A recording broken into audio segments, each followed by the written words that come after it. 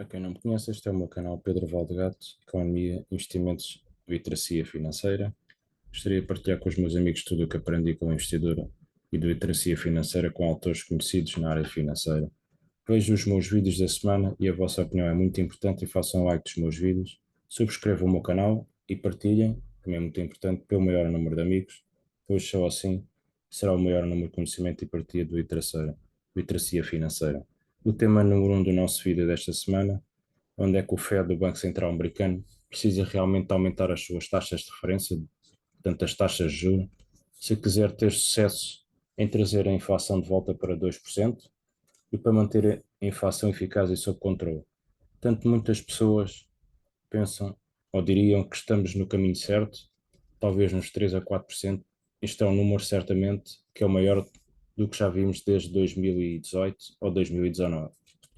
Há uma outra forma do aperto de cinto por parte do Fed, que temos com o encolhimento da folha do balanço monetário, e acho muito curioso que os funcionários do Fed, do Banco Central Americano, não tenham falado tão pouco sobre este assunto.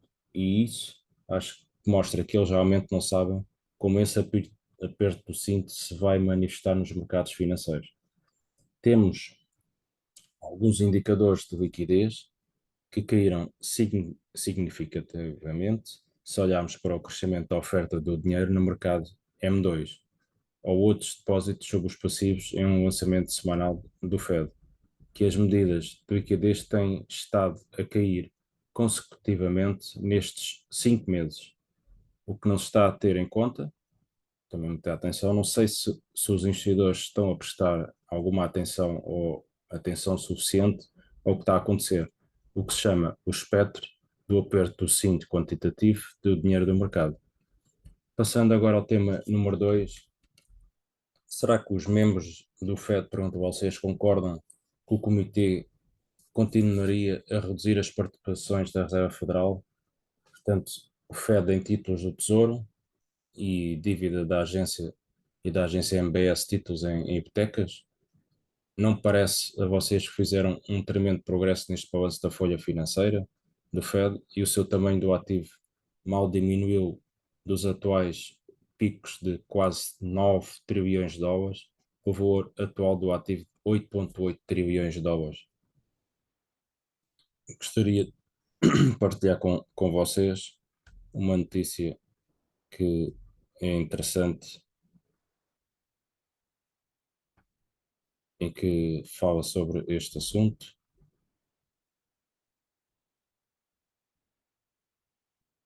E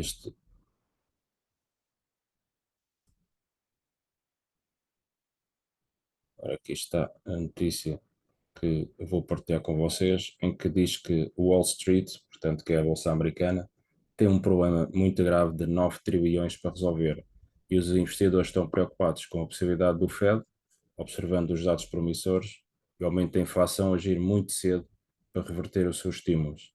Portanto, isto é uma notícia de 2021, mas que os investidores estão cada vez mais preocupados com a possibilidade do Federal Reserve, observando os dados tão promissores, e o aumento da inflação cometer um erro prejudicial, como agir muito cedo para reverter os níveis sem precedentes de apoio ou ignorar os problemas crescentes até que seja tarde demais. Portanto, isto já vem desde 2021, portanto, estamos já em 2022, portanto, em pleno setembro, e os temores semelhantes são refletidos na pesquisa com gestores de fundos globais publicada pelo Bank of America na semana passada. Os riscos número 2, por trás da inflação, é um ataque de raiva, entre aspas, referindo-se a um cenário que os bancos centrais abrandem a comprar títulos e aumentando os rendimentos e provocando o pânico nos mercados.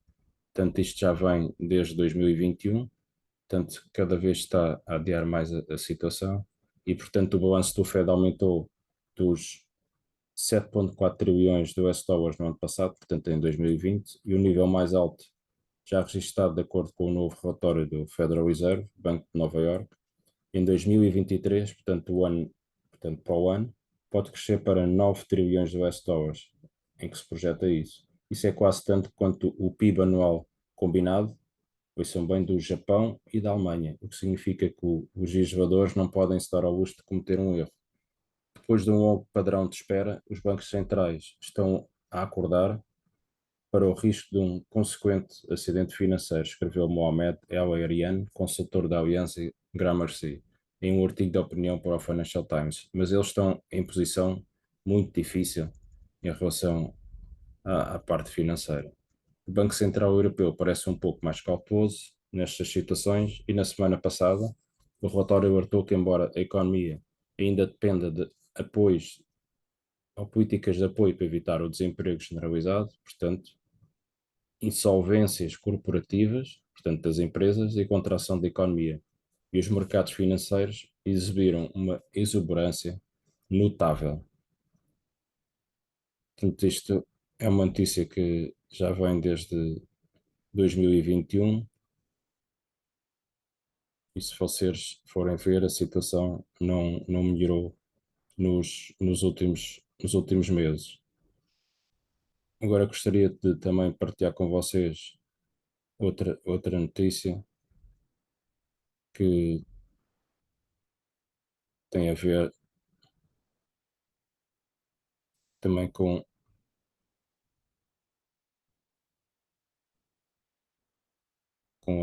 outra situação muito semelhante,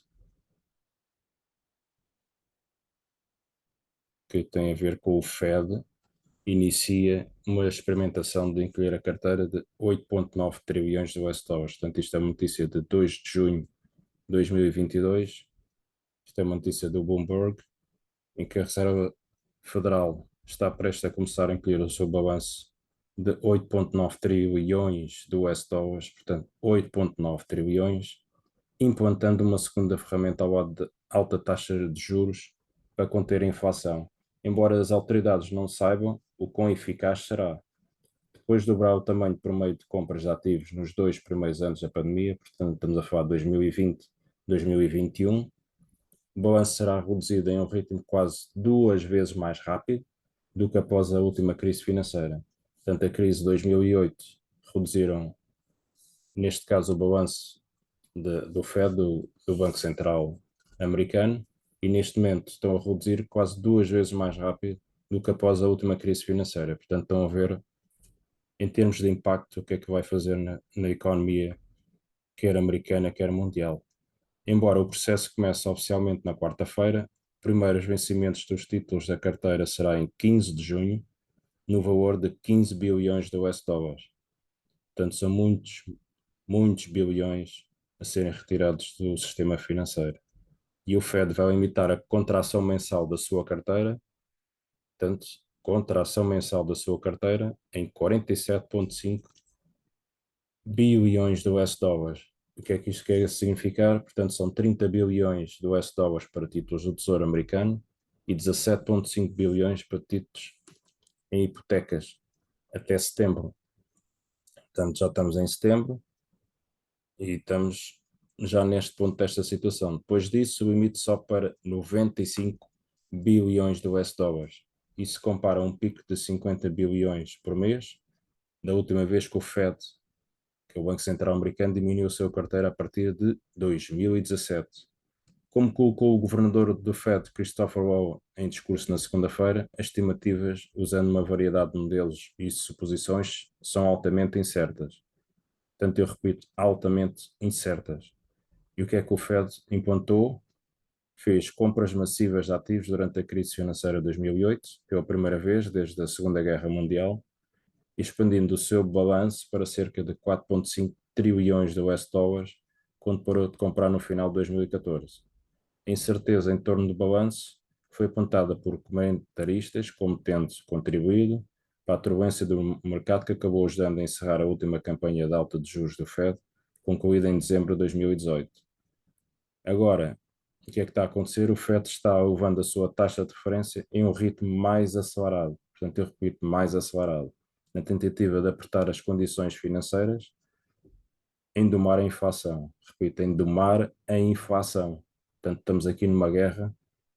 Os bancos centrais querem combater a inflação a todo custo, que nos últimos meses atingiu os níveis mais altos em 4 décadas. Portanto, 4 décadas. Portanto, a situação não é uma situação muito favorável em relação aqui à parte económica, quer a nível dos Estados Unidos, quer a nível da Europa.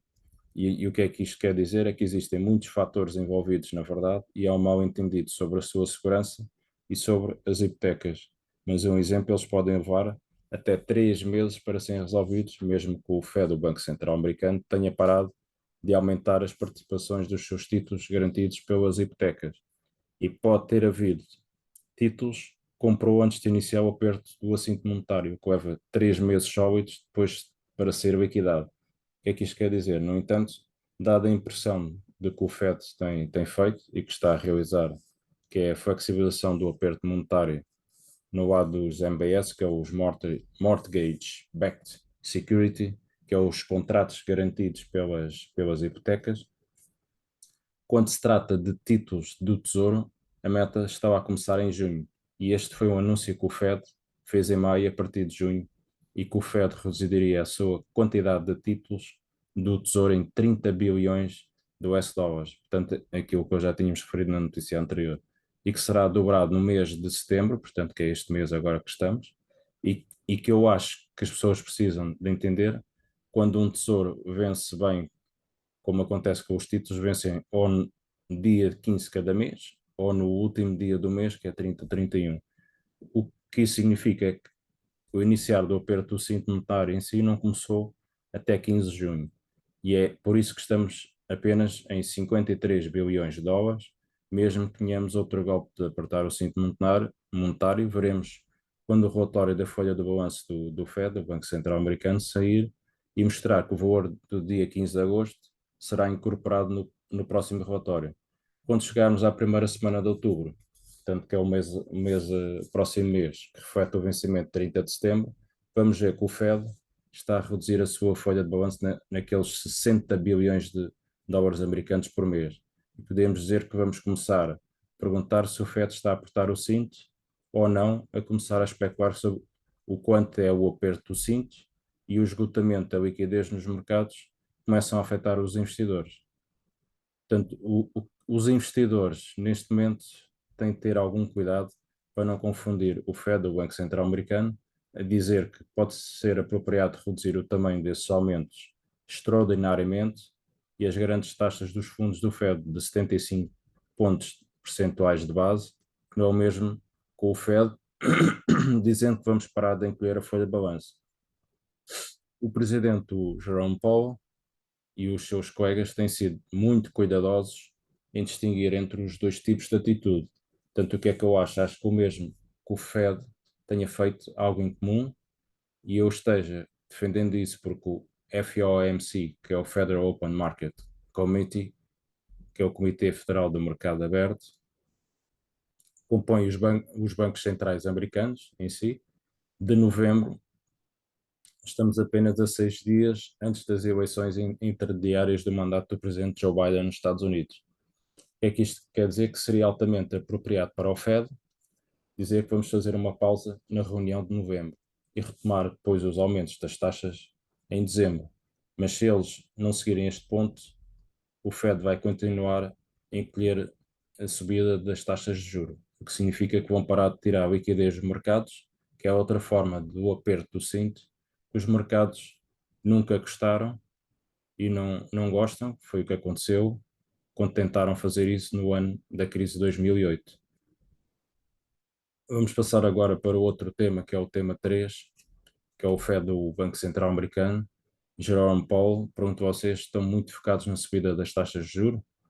Ou será uma boa ideia o Fed do Banco Central Americano estar à frente das eleições intermédias dos Estados Unidos? Eu acho que a comunicação do Fed, dizemos que se tornou o seu próprio elemento de destruição dos mercados. E há muitas pessoas a falar demais, e mesmo quando todos estão a seguir a mesma linha que vimos, eles estão sendo um bocadinho confusos para os investidores em si. O que é que acontece?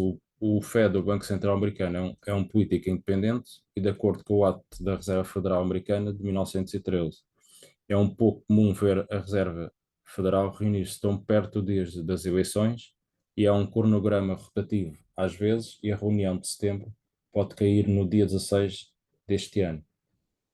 Cai no dia 21, isso está a empurrar a próxima reunião um pouco mais longe do calendário. Mas porque estamos em tempos tão conturbados e porque ambos os partidos querem colocar a culpa da inflação dos Estados Unidos na Reserva Federal e porque o Fed, o Banco Central Americano, já está a pensar em fazer uma pausa.